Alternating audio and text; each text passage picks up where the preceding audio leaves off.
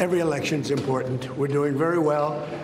They want a lot of communists to come in. I'm saying it a little bit differently, but the people that they're pushing are communists, and this country is not going to have communists. President Ronald Reagan, and he reminded us constantly, freedom is never more than one generation away from extinction. He said freedom is not passed along in the bloodstream. It's got to be fought for, and these are the times that Reagan was warning about. He was warning about communism overseas. Now it is on our own shores. And it is a very serious time, and every American needs to wake up and understand the threat. I just want to express my condolences to Hakeem Jeffries for the devastating defeat that the voters of New York imposed upon him last night in his own backyard in Democrat primaries. You know, you could call it the Bolshevik Revolution of 2026, but the Mandami takeover of the Democrat Party is official. I mean, I'm a normal Democrat. I'm a Democrat that's proud to stand for Israel. I'm absolutely intensely proud to be an American, and America is absolutely the best country in history now.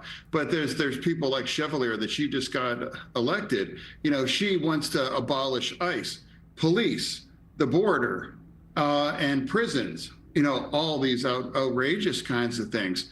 Like, how can people just ignore these kinds of things? And now they want to send someone here to Congress that wants to abolish prisons.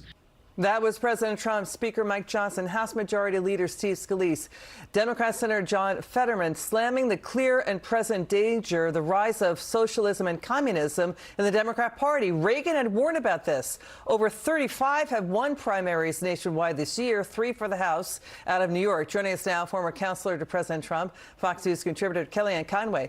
Kellyanne, what is your reaction to this development?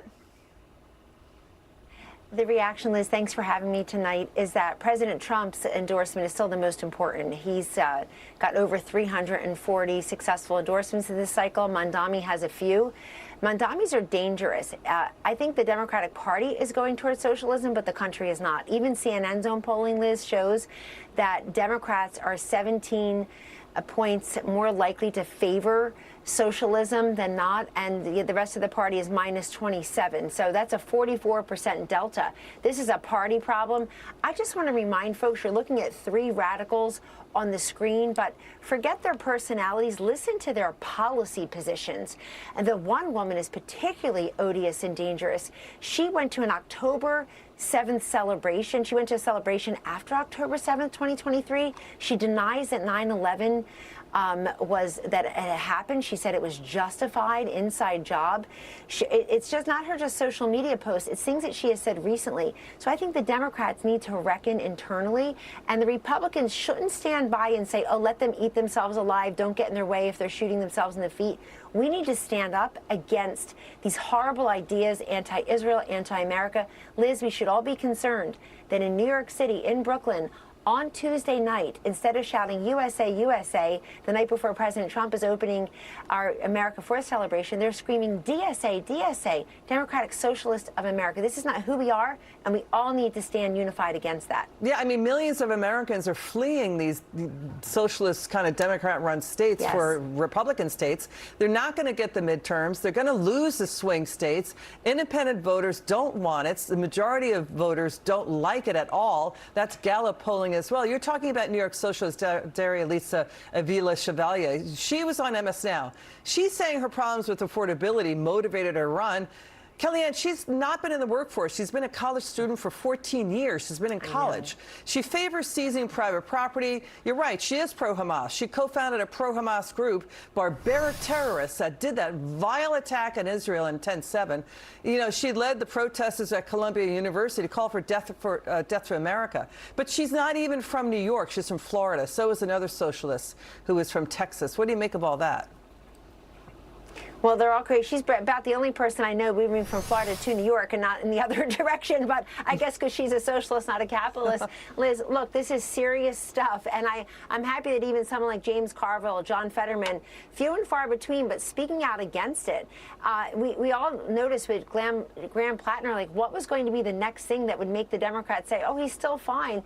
I think that's an even more urgent, clear, and present danger question now with these radicals. The good news is when they get to Washington, they have very little power.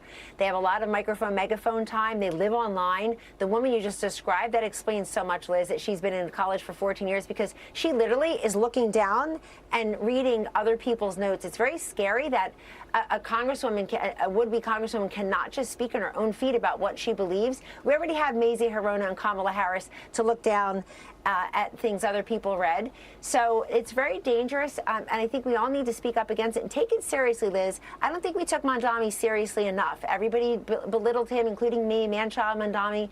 He's attracting young, white, professional, high-income voters to go for socialism, who are the fruits of capitalism and live in the seat of capitalism, New York City, right. And he's attracting them with this message. Just they want high taxes, taking your property, ignoring hundreds of billions in fraud and welfare programs, $7 trillion spent on welfare programs. That doesn't matter. $38 trillion in U.S. debt. That doesn't matter. Just want more. Kellyanne, more power, too. Kellyanne Conway, thank you so much. We hope to see you soon back on the show. It's always great to have you.